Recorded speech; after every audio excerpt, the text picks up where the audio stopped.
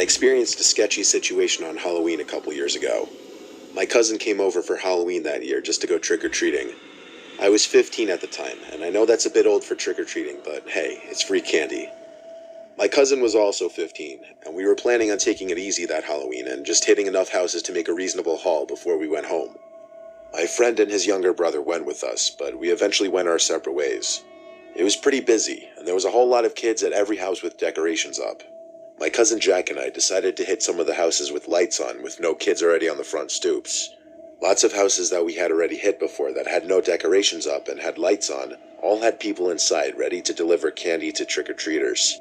But all the other kids I know for a fact target the heavily decorated houses. We ended up getting through like 4 houses in a minute because of no lineups. The next house in the line was not decorated at all, but there was a light on, so we thought we'd give it a shot. We knocked on the door, and immediately an older man opened the door. He opened it completely, which revealed 5 other guys just standing there. They were much younger than the older man who opened the door. I'm guessing they were in their late 30s, while the older man who opened the door was in his early 50s. He held out a bowl of candy, then reached in and grabbed some and put it in each of our bags. The older man asked Jack what his name was, and Jack responded to his question using a fake name. Jack said bye before the older man could say anything else. We walked off the front stoop, and alarms immediately started going off in my head. Jack seemed alarmed as well, and we started talking about how sketchy that was. Why were there 6 guys right there when we opened the door? Why were they all acting so strange? Those were the questions that were floating around in my head. Jack and I were a little spooked because of how weird that was. We went to 2 more houses, then we started walking to my house. Jack and I glanced back at that house to see a car pulling out of the driveway. The car drove up the way we were walking and started slowing down right next to us. The roads were clear, and all the trick-or-treaters were on the sidewalks, so there should have been no reason the car slowed down right next to us. We picked up the pace a bit, and that's when another car sped up behind them, eventually beginning to go the same pace as the first car. I recognized the guy driving the first car, and the guy driving the second car. The guy driving the first car was the older guy who gave us the candy, and the driver in the second car was one of the 5 guys just standing there suspiciously. There was also somebody in the passenger seat in the first car, but all I could see was the silhouette of the person. When Jack and I were 2 houses away from my house, we saw the first car park right across the street from my house. We didn't even see where the second car went. We just bolted back inside my house. Our parents, who were sitting in the living room talking, asked us what was wrong. We told them the whole story, and when we were finished, we went to the window to check if that car was still parked across the street, and it was. But then 5 seconds after I checked, it drove off. It had probably been parked there for the 5 minutes since we went inside my house. My mom and Jack's mom wanted Jack and I to go show our dads the house where all those guys were in. But eventually, our parents calmed us down and told us it was just a Halloween gag or something. Though I have my own theory on what was going on. The reason why there were 6 guys in the main doorway was because when a lone trick-or-treater or group of trick-or-treaters much younger than Jack and I came to the door, they were looking to jump or snatch them. But when they saw that Jack and I were teenagers and literally the same height as them, they decided to play it cool, even though they still looked sketchy. And why they were following us in their cars, we will never know. But when the night ended and everyone was off to bed, I realized that house is only 1 block from my house. What the fuck? At the 75th anniversary event at Raymore and Flanagan, save on...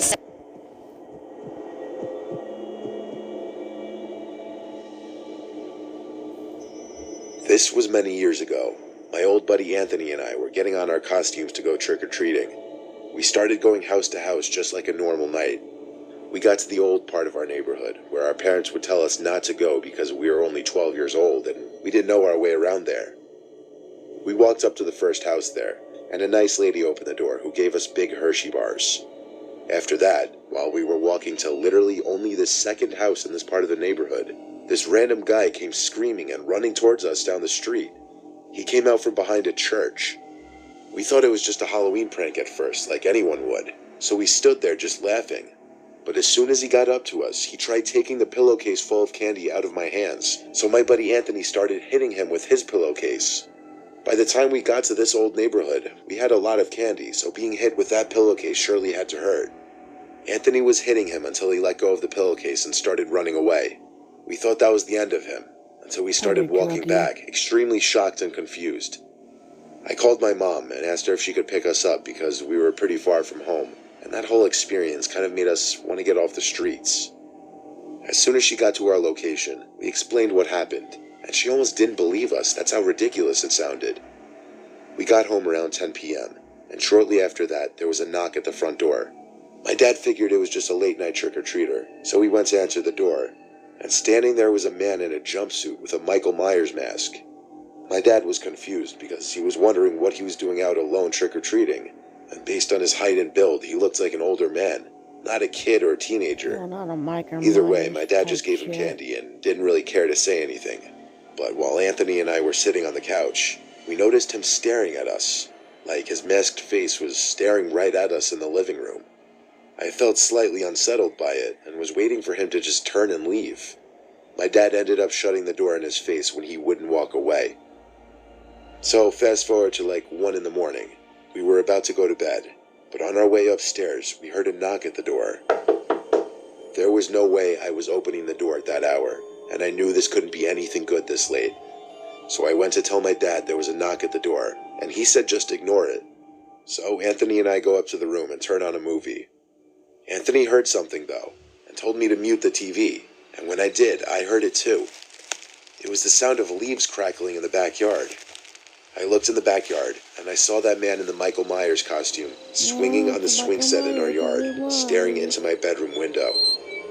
I felt like my heart jumped out of my chest and up into my throat. It's like he was purposely recreating a scene from a horror movie to scare us. I ran into my dad's room and told him that the man in the Michael Myers costume was on our swing set.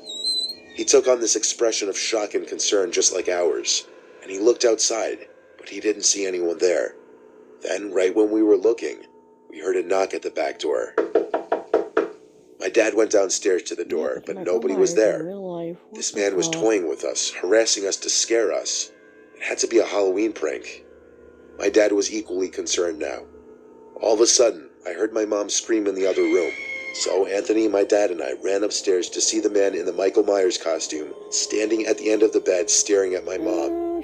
My dad told Anthony and I to run and call the police. My friend and I ran downstairs and grabbed the nearest phone.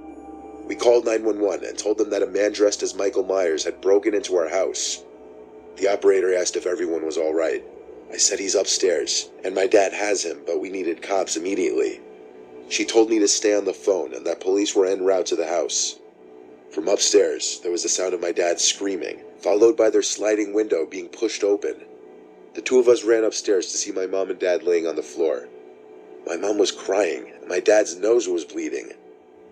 My dad said the man jumped out through the window.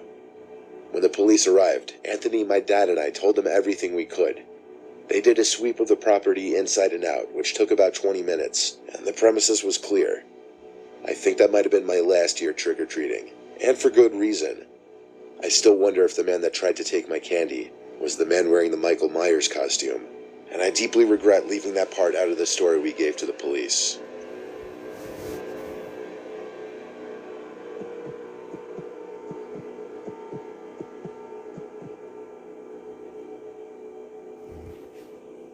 Halloween was always one of my least favorite days of the year. I never had a lot of friends in middle school or high school, so I never really had any plans on Halloween. In middle school, I didn't really go trick-or-treating, and in high school, I never really went to any Halloween parties. This was also at a time when my sister was away at college, so due to the fact that my parents were hardly ever home, I'd usually be home alone. This was one of many Halloween nights that I was left home alone. Halloween was on a Friday this particular year, so kids were out in droves and later than usual. My parents were gone for the week. My mom left a bunch of bags of candy for me to hand to kids. I got kind of sick of the doorbell ringing every 5 minutes all day, so eventually I just poured an entire bag of candies into a plastic bowl we had in one of the kitchen cabinets. My mom never really liked leaving a bowl on the stoop, but she wasn't there, so what was she gonna do? That lasted a good while because the constant ringing of the doorbell stopped for a couple hours at least, and when the bowl was empty, I refilled it. I wasn't expecting to hear the doorbell again the rest of the night because even if the bowl were emptied, I assumed people would know not to bother ringing the bell at a house with an empty bowl. So when the bell did ring again, I was not only surprised, but also felt a hint of annoyance. I ignored the first ring, but about 30 seconds later, there was another ring. This time I got up from my computer, pausing the game I was playing, and went down to check who was at the front door. I opened the door, and there were two guys in white vendetta masks holding small plastic bags with very minimal candy inside, it seemed. Neither of the two of them said trick or treat. They just ominously both stood there, and then lifted up their bags and held them open. I said, "Hang on, I'll get more candy." I felt intimidated, if I'm being honest. I went to get the bag of Reese's and grabbed a few to put in their bags. When I dropped the candies in their plastic bags, one of them, I don't know which, asked in a monotone voice, "Are you home alone?" I said no, but with a stutter because the question scared me. I said, "My parents are here." Then I said, "Have a good night," and shut the door. I waited by the door listening to see if I'd hear them walk down the steps. I finally heard footsteps leaving, so I felt relieved and started going back upstairs. But that question, "Am I home alone?" kept haunting me. I couldn't just go back to my game after hearing that. And then I realized the possibility as to why they would have asked me that, because there were no cars at all in the driveway or in front of the house, yet the lights were on. Then when I, an at the time 14-year-old kid, opened the door, I probably looked like the easiest target ever.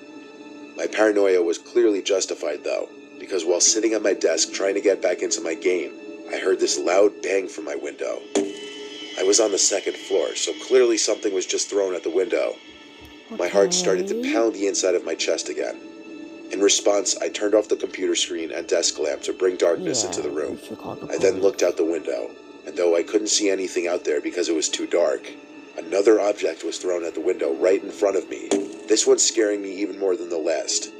It sounded like a rock. I instantly felt this intensifying sense of danger. I ducked back down behind the window and left my bedroom. I didn't have a cell phone at the time, only an iPod Touch, so I had to get to the kitchen house phone. I crawled my way down the stairs so not to be seen through any of the windows. I got to the kitchen phone and dialed 911, but I think they saw even just the light from the little screen of the phone, because there was suddenly an aggressive banging on one of the kitchen windows. By now I was on the phone with 911 begging for help. As I crouch-walked out of the kitchen and towards the back door, I screamed, realizing there was one of the guys in the vendetta masks on the other side of the back door, trying to open it. I started screaming into the phone for help, but around the same time, a familiar voice was calling from the other side of the front door. It was our next-door neighbor, Chris. I rushed to answer the door, and he came in, clearly happy to see I was okay. He took the phone from me and spoke to the police for me. He saw the two masked men enter my backyard from his kitchen window and saw them throwing multiple things at the windows of the house. By the time any police officers arrived at the house, those two masked men clearly knew better than to have stuck I around. wanted to shit my pants. Chris but invited this me to is just sleep at too his much. place for the night just to be safe. He was good friends with my dad before he moved, so he really didn't mind helping me. Having good relations with your neighbors may just save your life one day, you never know. What I do know is this experience made me hate Halloween just that much more. That's Mr. Nightmares.